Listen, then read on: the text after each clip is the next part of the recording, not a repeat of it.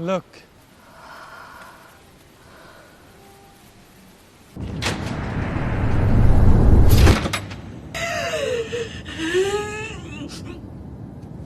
Hello guys, welcome to our Midsommar movie review. Midsommar is Ari Aster's haunting folk horror film that stunned audiences. The movie follows a group of college students who travel to a pagan festival in Sweden and get caught up in a terrifying situation. If you've watched the film, then you know that description doesn't really do the movie justice, and there's so much that makes this film such a complex, intriguing work of art.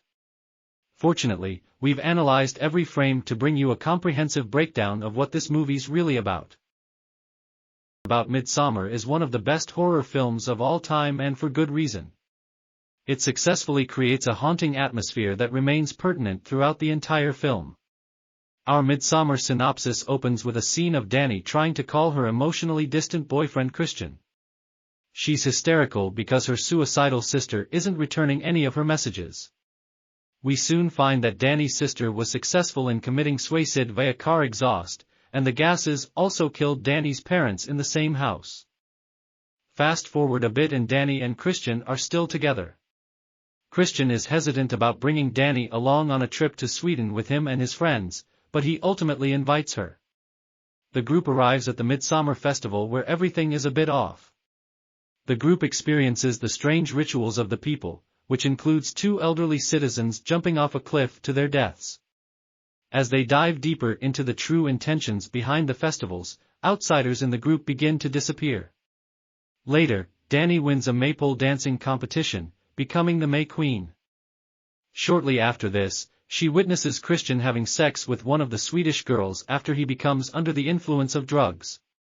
We soon learn the Swedish people have captured the outsiders to use as part of a ritual burning. They've all been killed and are placed within a ceremonial hut. As May Queen, it's up to Dani to decide whether Christian or one of the cult followers will become the final participant. She chooses Christian. Dani is the main character, and we can divide the movie into 3 parts to follow her development. The first section involves Dani becoming traumatized over the death of her sister. While Christian is sympathetic, it's clear he's only staying with her because she's suffered such an immense loss. The second section takes place throughout the Midsommar ceremony. Over the course of these days, we see Dani slowly realize how manipulative and emotionally abusive Christian has been. For example, there's a moment everyone believes Simon left the village without telling his girlfriend Connie behind. Dani bitterly states how she thinks Christian would do the same. The ending of Midsommar kicks off after Dani sees Christian having sex with one of the villagers. She breaks down in hysterics, but the other women join her in her pain. Dani screams and hyperventilates, and everyone else follows suit. By looking at the film through these sections, we gain a better understanding of the film's central themes.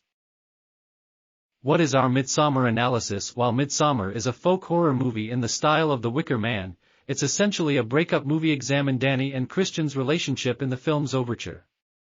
She's reaching out to him for help, thinking the worst has happened to her sister, and he really just blows her off. It's clear this relationship just isn't working out. Dani likely stays because she doesn't want to lose someone else at this time. Every relationship is different, but each one depends on a foundation of shared empathy. When your partner is upset, you should be upset, too. When your partner is happy, you share in their joy.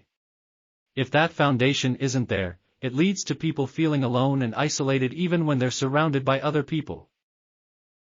This is expressed visually in the film when Dani goes to talk to Christian's friends. They're all on the couch, and Dani is seen through the mirror above, physically separated from them. All this changes when Dani goes to the village. When she catches Christian cheating on her, she runs out of the hut screaming and crying, but something different happens.